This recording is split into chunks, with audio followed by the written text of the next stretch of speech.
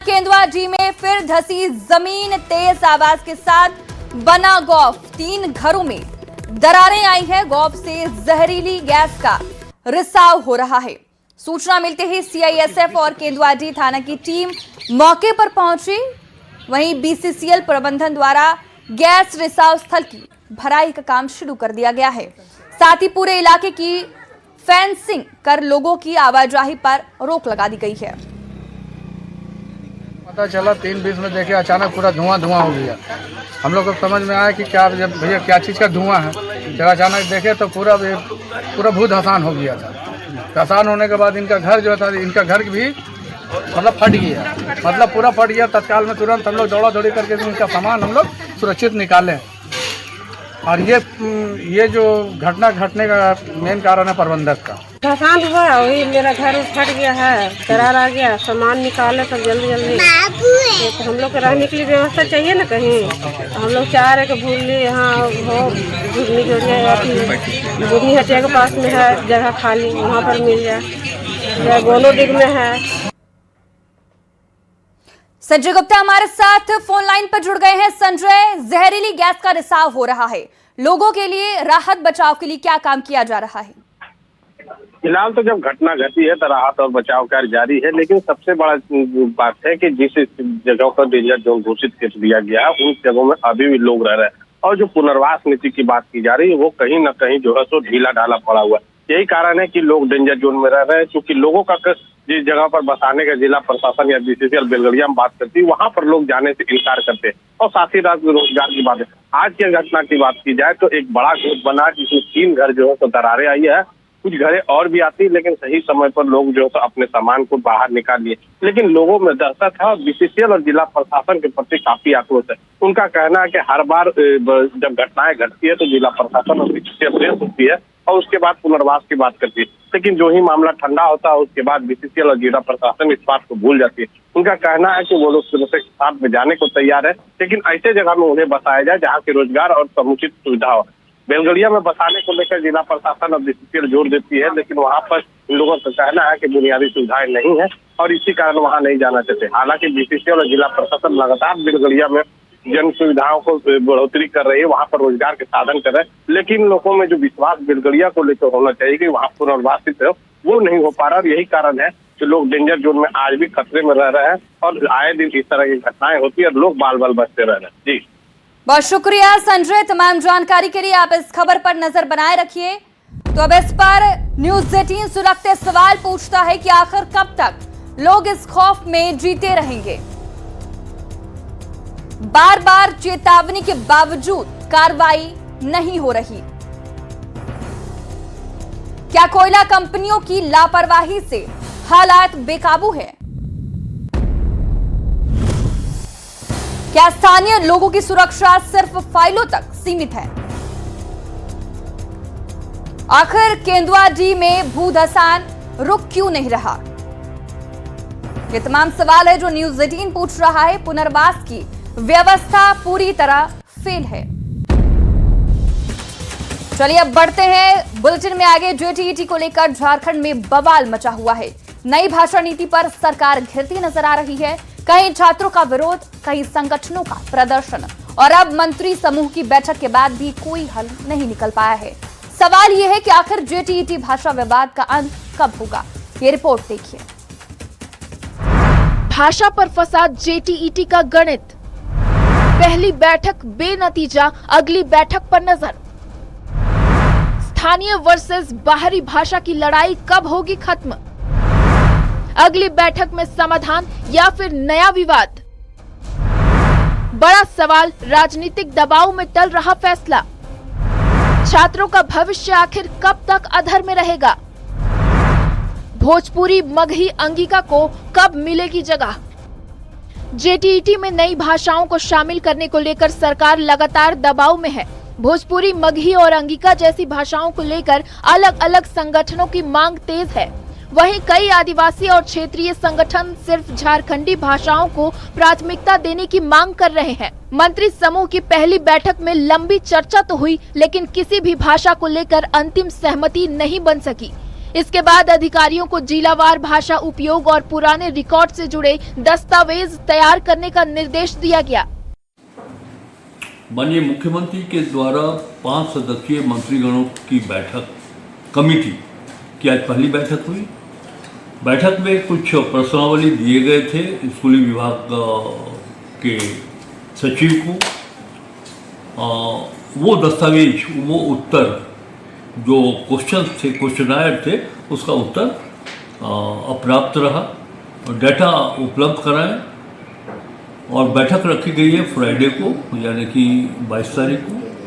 अब सरकार की नजर अगली बैठक पर है, जहां नई भाषा सूची को लेकर फैसला हो सकता है। लेकिन इस बीच अभ्यर्थियों की चिंता लगातार बढ़ती जा रही है, क्योंकि भाषा विवाद के कारण पहले भी JTET प्रक्रिया प्रभावित हो चुकी है। तथ्य हैं और जिन चीज़ों पर इसको सुधारना है, करना है, उसको लेकर के विभाग को कुछ निर्देश दिया गया है। सूत्रों के अनुसार कमेटी चाहती है कि उसका निर्णय जल्द कैबिनेट में भेजा जाए और उस पर मुहर लग सके। संभावना जताई जा रही है कि कमेटी की अगली बैठक शुक्रवार या शनिवार को आयोजित की जाएगी, जिसमें इस मुद्दे पर आगे की दिशा तय की जाएगी। और पहली बैठक में कई तथ्यों, कई साक्ष्यों के आधार पर आगे निर्णय लेना है। अभी संबंधित पदाधिकारियों को निर्देश दिया गया है कि तथ्यों और साक्ष्यों को जुटान करें, तत्पश्चात उस पर निर्णय किया जाएगा। ये तो समय ही बताएगा कि ये विवाद कब खत्म होगा, लेकिन सवाल उठता है कि आखिर नई भाषाओं पर फैसला लेने में इतनी देरी क्यों? क्या राजनीतिक दबाव में उलझ गया है पूरा मामला? क्या छात्रों का भविष्य फिर अधर में लटक सकता है? और क्या अगली बैठक में समाधान निकलेगा या फिर बढ़ेगा नया विवाद? न्यूज़ 18 के लिए रांची से संजय सिन्हा और गौरव झा के साथ ब्यूरो रिपोर्ट। हजारीबाग में क्रिकेट का मैदान उस वक्त सियासी अखाड़ा बन गया जब मैच के दौरान विधायक और जिला क्रिकेट संघ के बीच विवाद इतना बढ़ गया कि मामला सीधे राजनीति तक पहुंच गया। विधायक ने HD CA पर गंभीर आरोप लगाते हुए अपमानित करने की बात कही है, जिसके बाद पूरे इलाके में सियासी पारा चढ़ गया है। सवाल ये है कि क्या खेल के मैदान में राजनीति घुस आई है और क्या अब क्रिकेट भी विवादों से अछूता नहीं रहा? ये रिपोर्ट देखिए। को अपमान करने के लिए कोई बोला आपको? बार-बार नेताओं के सियासी जंग का नया मंच। क्रिकेट का बहाना शक्ति प्रदर्शन है दिखाना। जब क्रिकेट मैच बना सियासी विवाद, मैदान में सियासी बवाल, उठे कई सवाल।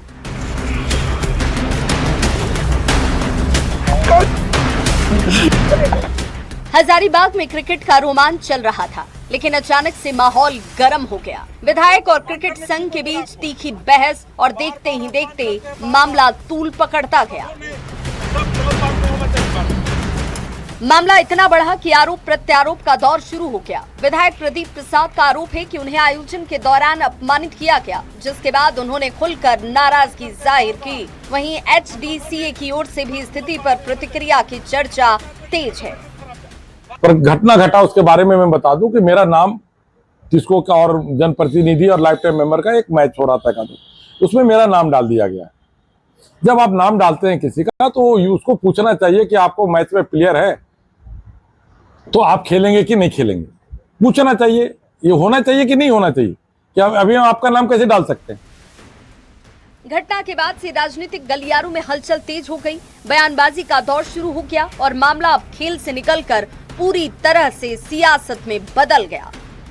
जो हृदय से खिलाड़ी होगा वो खेल के मैदान में कभी भी रोष प्रकट नहीं करेगा। अगर मुझे कोई शिकायत है, हो सकता है, कोई बड़ी बात नहीं है, एसोसिएशन है, ग्रुप है, तो शिकायत लाजमी है, लेकिन शिकायत का रिड्रेसल का फोरम भी है। आप अगर ये एसोसिएशन है, आप वहां पर अगर अपनी बात को भी रखते तो सुना जाता। इस घटना के बाद खेल आयोजकों और स्थानीय लोगों में भी चर्चा तेज हो गई। सवाल उठ रहे हैं कि आखिर खेल के आयोजन में विवाद कैसे बढ़ा और क्या इसमें प्रशासनिक चूक भी शामिल रही। और कोई बहुत बड़ा मैच नहीं था, फ्रेंडली मैच है। एसोसिएशन के कुछ मेंबर्स, कुछ डॉक्टर लोग जो पहले से लाइफ मेंबर हैं, उनके बीच और घाट और टिस्को के बीच आपस में एक मैच था, एक फ्रेंडली मैच था। अब वो निमंत्रण या किसी वजह से वो नाराज हो गए, वैसा कुछ बहुत बड़ा बात नहीं था। तो देखा आपने, ये है हजारीबाग का क्रिकेट मैदान जो अब सियासी अखाड़ा बन गया है। ऐसी घटनाओं से क्रिकेट की साख पर सवाल खड़े हो रहे हैं। क्या हजारीबाग में क्रिकेट अब राजनीति की भेंट चढ़ रहा है? खिलाड़ियों के बजाय नेताओं का खेल हावी हो रहा है। और सबसे बड़ा सवाल कि क्या HDCA और विधायक विवाद का कोई समाधान निकलेगा? ये तो अब आने वाला वक्त ही बताएगा। न्यूज़ 18 के लिए हजारीबाग से सुशांत सोनी के साथ ब्यूरो रिपोर्ट।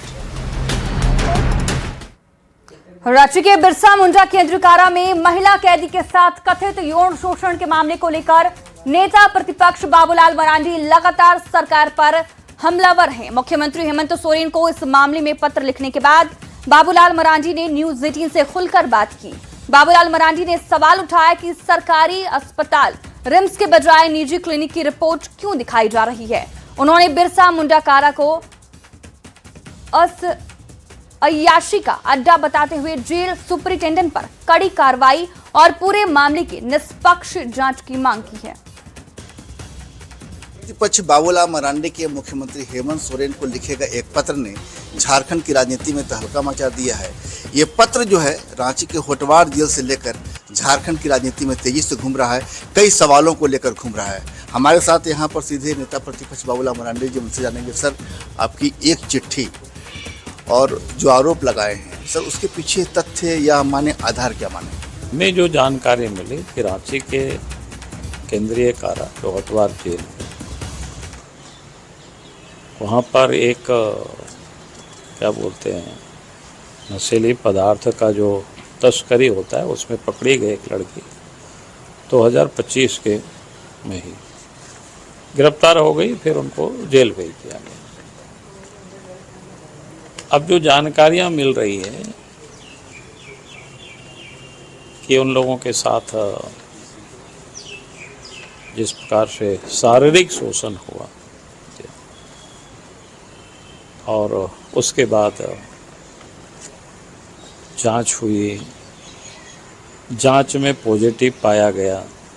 अगर इनको पहले अगर इस प्रकार के रहते, यानी मई के पहले अगर उनकी प्रेगनेंसी होती तब तो 1.5-2 महीना में पता चल जाता, यानी जनवरी फरवरी में।